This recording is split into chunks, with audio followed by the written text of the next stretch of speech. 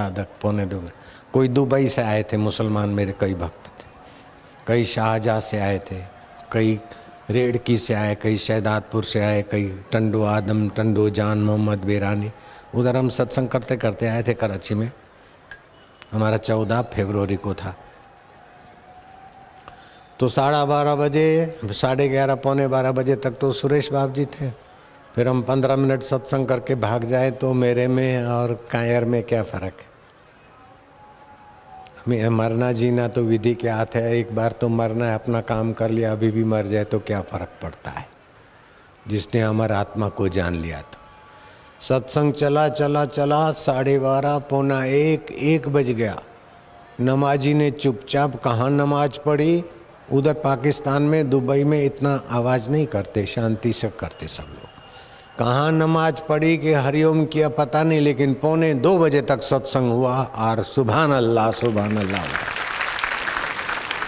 क्यों कि हम चाहते हैं कि सभी आदमी स्वस्थ रहे। वो टेक्निक बता दो। स्वस्थ जीवन, सुखी जीवन और सम्मानित जीवन, ये सभी की मांग है, चाहे किसी मजहब का हो, किसी जाति का हो। स्वास्थ्य चाहिए, प्रसन्नता चाहिए, और अपने बुद्धि में सौल का, आत्मा का, ईश्वर का प्रकाश चाहिए। जरा सा दुख आए और तुम घबरा गए, जरा सा पोस्ट मिली, ईगो आ गया, तो ये तो बहुत छोटा मेंटेलिटी है। अगर ईगो होता तो इधर आके बैठते नहीं। हाँ, तो भगवान की दया है ना, ईश्वर की कृपा है ना। सत्संग में आना कोई मजाक की बात नहीं है, इसमें भी पुण्य चाहिए। तो स्वस्थ जीवन, सुखी जीवन, सम्मानित जीवन, ये मनुष्य की मांग है। और उसको कैसे पूरा किया जाए, ये टेक्निक बताई जाती है। कई स्विट्जरलैंड के, कई अमेरिका के साधक मेरे आश्रम में रहते हैं। महिला आश्रम में कई ईसाई बच्चियां रहती, माइयां रहती, बैठे रहते हैं। धर्म तो विशाल होना सिखाता है, क्या संकीर्ण और क्या एक दूसरे के लिए खराब सोचना, खराब करना, खराब। I shout you shout, who will carry dirt out. मैं भी रानी, मैं बड़ा, वो बड़ा, वो बड़ा, ये मनुष्य जाति के लिए कलंक है। सब तुम्हारे, तुम सभी के फासले दिल से मिटा दो।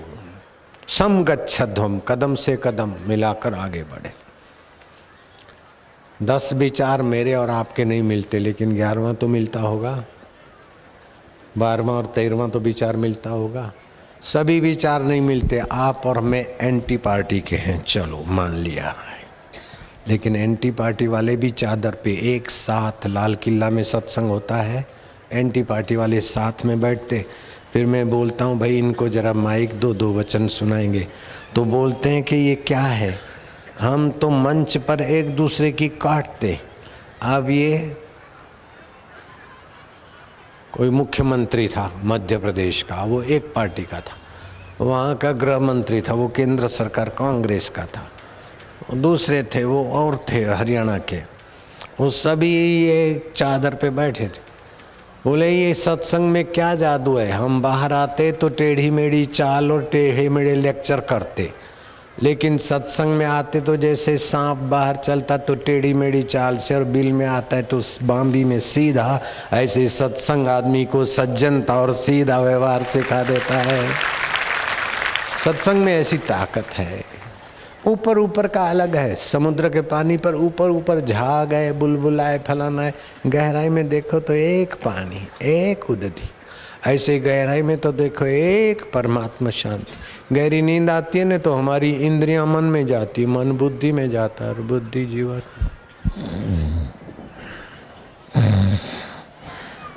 अब वो किसी भी जाति का हो, नींद में सब एक हो जाते है कि नहीं। और देखने में आंखें भी सब की हुआ के, ब्लड भी उसी प्रकार का। तो ये बाकी छोटे छोटे दायरे ठीक है व्यवहार के लिए, लेकिन अंदर में आप उस ऊंचाई को छुओ जिसके लिए मनुष्य जन्म मिला है। खाना पीना, बच्चे पैदा करना है तो घोड़ा गधा कुत्ता भी जानता है। ऊंचे में ऊंचा अपने सोल को, अपने आत्मा को, दिव्यता को। You are king of king, आप राजाओं के राजा हो। राजा तो बाहर की चीज़ों को पाकर राजा करता है, लेकिन राज्य छूट जाता है। फिर भी जो नहीं छूटता है वो आपका आत्मा राजाओं का राजा है। जीसस का इशारा कितना ऊंचा है। अपने राज्य को पाओ। कबीर जी ने वही बात कही। कबीर जी अपने ढंग से कहते हैं, दास कबीर चढ़ो गढ़ ऊपर, राज्य मिलो अविनाश। ऐसे इस प्रदेश के दक्षिण इलाके में एक संत हो गए, वेमना रेड्डी। దక్షిణ భారతదేశంలో ఒక మహా సాధువు యోగి పుంగవుడు వేమన యోగి వెలిశాడు. वो छोटा सा आदमी कितना महान हो जाता है उसका जरा सा सुनेंगे, फिर आपको मैं रिसेस कराऊंगा। फिर शाम को 3:30 बजे है, 1 तो बज गया होगा। अभी जाएंगे, हाँ 2-5 मिनट में अपन छुट्टी करते, ठीक है।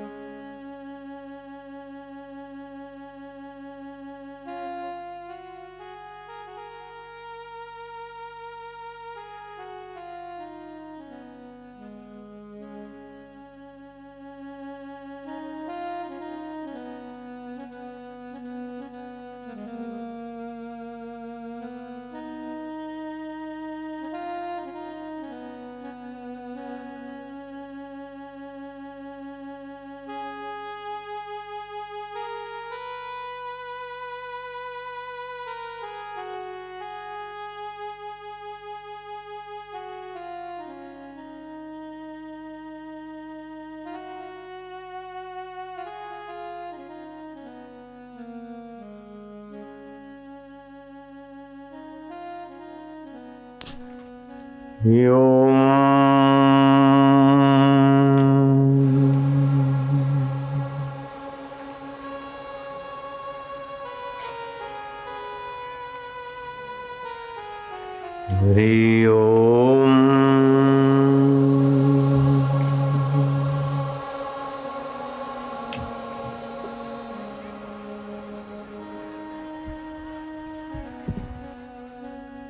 पश्चिम आंध्र प्रदेश,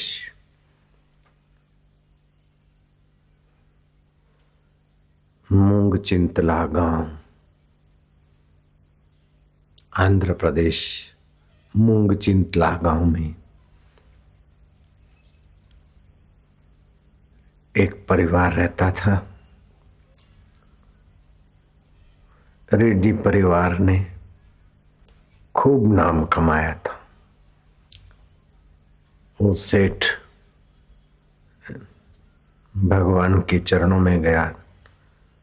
छोटा बेटा वेमना भाभी को, माँ तो मर गई थी, भाभी को माँ तुल्य स्नेह करता था और भाभी भी वेमना को बेटे की नाई प्यार करती थी।